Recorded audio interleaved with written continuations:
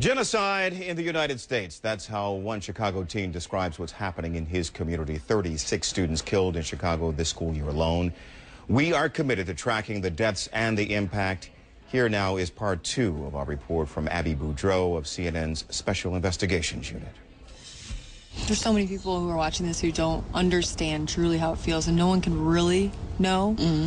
But could you try to explain? It feels like somebody just took a knife and just stabbed you in the heart. And they don't stop. They just continue to stab you in your heart. But you still living. You can't die. Pam Bosley's son, Terrell, was shot in 2006 in this church parking lot, just before band practice. The police still haven't found the killer. Terrell was not a gang member. He wanted to play the bass guitar in a gospel band.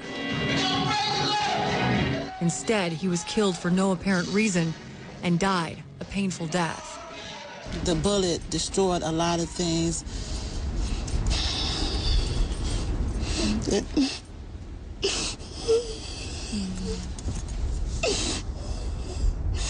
It destroyed a lot of things in his body. My baby was suffering. He could not breathe. He did not deserve this. It was horrible. Pam and Tom Bosley feel people have become desensitized to all the killings because there are so many. It could happen to anybody at any time. Tom remembers how he told his other 2 sons their older brother had died.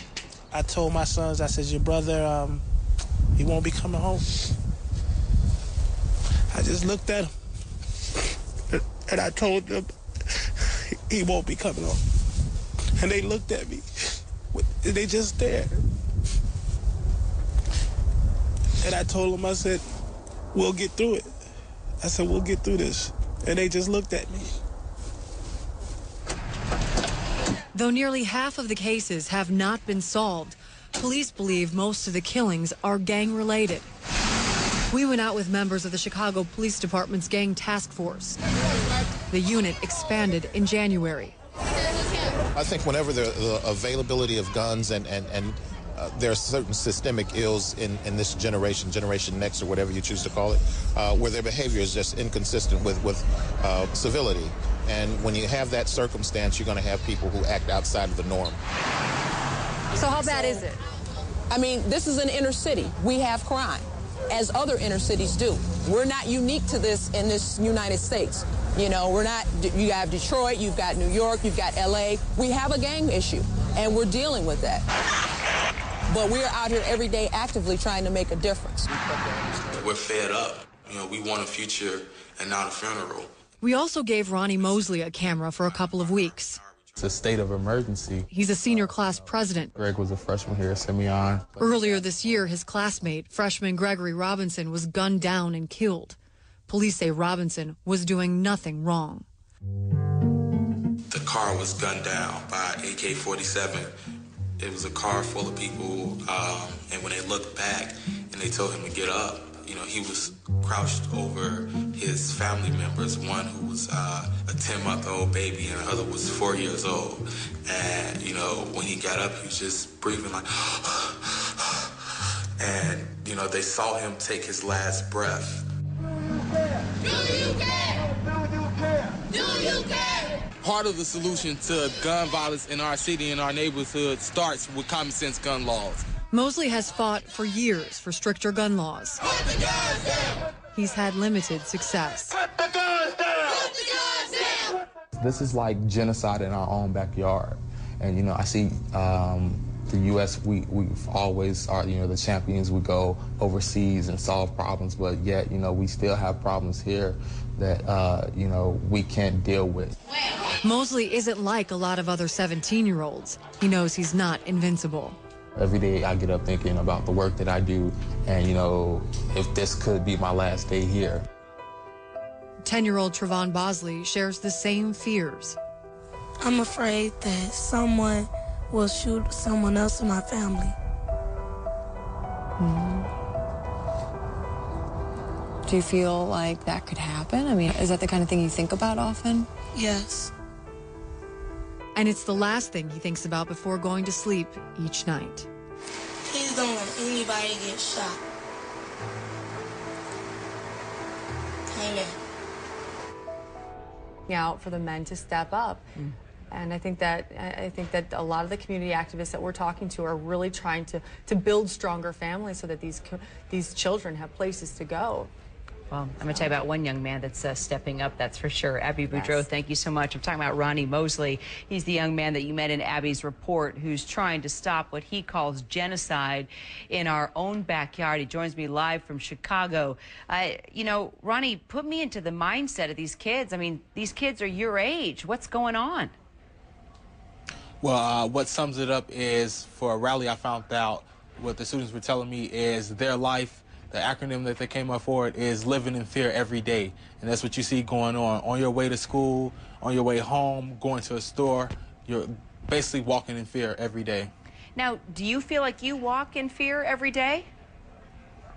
I mean, absolutely. Guns have no, bullets have no names, you know, and a lot of times these shootings haven't even been, the victims aren't the targets. So I don't know, I can walk out now and go back to my community or anywhere in the city and I can take my last step.